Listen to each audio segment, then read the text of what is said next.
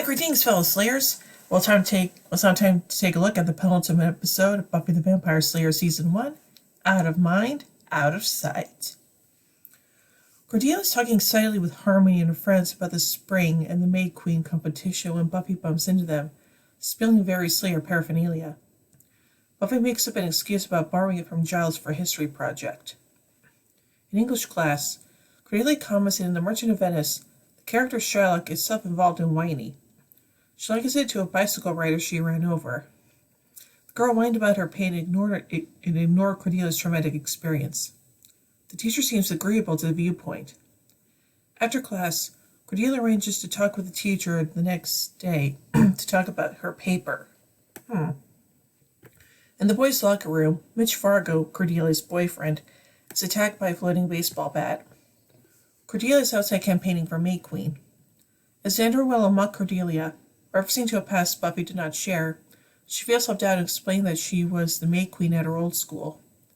The conversation ends when they hear that Mitch was found beaten.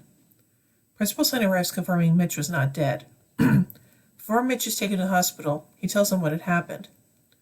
Principal Snyder stops Buffy entering the crime scene but Willow and Xander distract him, allowing Buffy to slip into the boys' locker room to find the word "Look" spray painted on the lockers.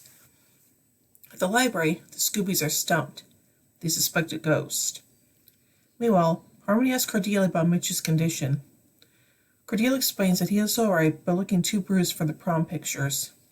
In a flashback, we see Cordelia and Harmony talking about Mitch's recent breakup with Wendy, and whether Cordelia would like to be his girlfriend. In the present, Harmony is pushed down the stairs and injures her ankle by the invisible forces as Buffy approaches. Buffy follows an invisible source of laughter, resulting in it bumping into Buffy before escaping. Xander suggests a cloak of invisibility worn by the great gods. Buffy dismisses that theory because of the pettiness of the crimes. As the Scoobies disperse, Buffy follows the sound of a flute. In the library, Giles is surprised by Angel, who offers to get a book of prophecies, the Pergamum Codex. Another flashback sequence sees Cordelia and Harmony discussing a lecture and ignoring Marcy. In the present, Cordelia wins the Maid Queen Award. Looking over Willow's list of missing kids, Buffy suspects Marcy when she sees she played the flute. Tracking Marcy, Buffy finds her hideout just as Marcy finds Miss Miller, Cordelia's literature teacher. She chokes her with a plastic bag. Cordelia, arriving a short while afterward, saves Miss Miller. An invisible hand writes "Listen" on the blackboard. As Willow looks over Marcy's yearbook, she sees it's full of generic "Have a nice summer" greeting, something you write down in the yearbook of someone you don't know, showing nobody knew Marcy. She's horrified to find her own greeting to Marcy, "Have a great summer."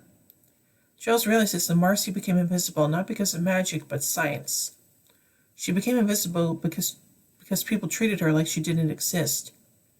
In a flashback sequence, we see Marcy looked over by her teacher in favor of those around her, even when she had her hand up. She puts it down in defeat and starts becoming invisible. As the Scoobies realize that Marcy really is after Cordelia, the latter walks into the library asking Buffy for protection. They decide to use Cordelia as bait and to have Buffy bodyguarding her.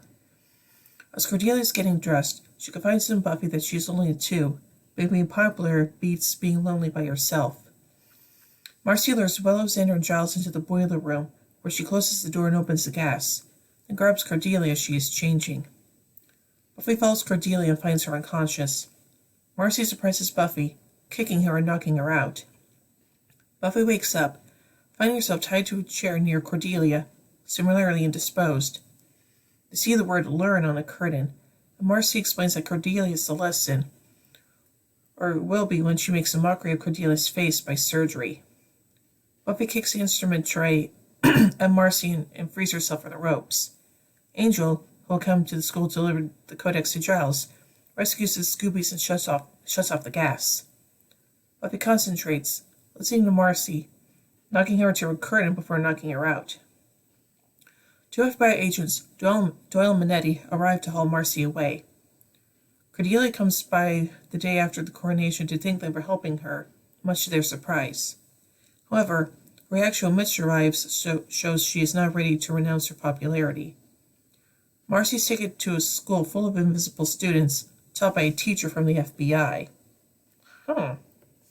She sits down in the class and opens her textbook.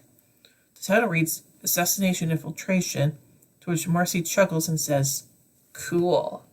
Okay, that's scary. So anyway, let's take a look at some continuity surrounding this episode.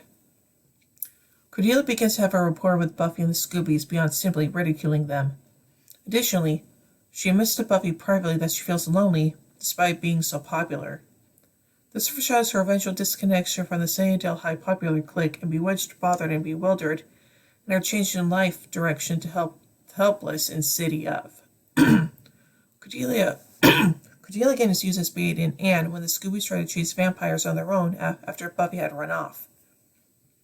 Cordelia mentions the time Buffy accidentally attacked her at the Bronze from the episode Welcome to the Hellmouth.